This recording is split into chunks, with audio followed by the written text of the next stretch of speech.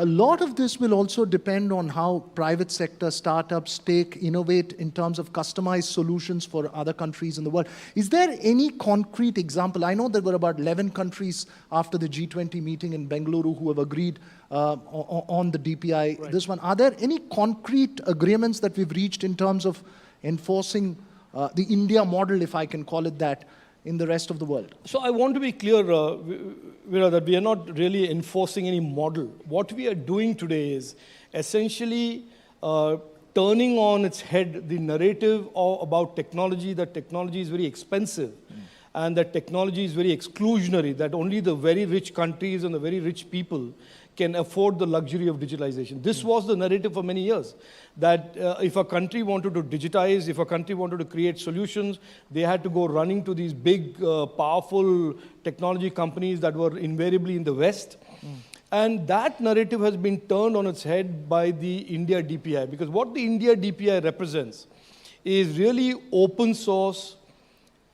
Nobody owns it, but it is available for everybody.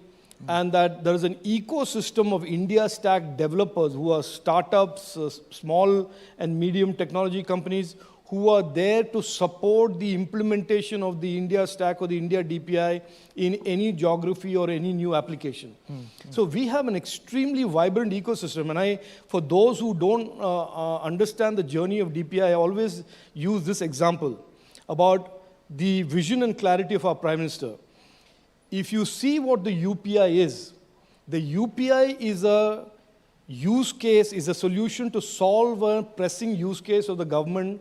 For many years, people looked at India and said 100 rupees leaves Delhi, 15 rupees reaches the beneficiary, because the whole process, the government pipe, is so leaky and corroded that there is so much of corruption and leakage.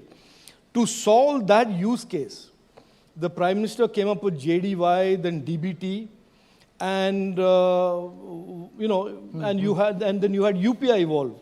So just understand that you have governance problems being solved, and at the same time you have this vibrant innovation ecosystem, which has now become one of the world's biggest fintech innovation ecosystem. So it is the power of technology that has been discussed and debated on for years and decades.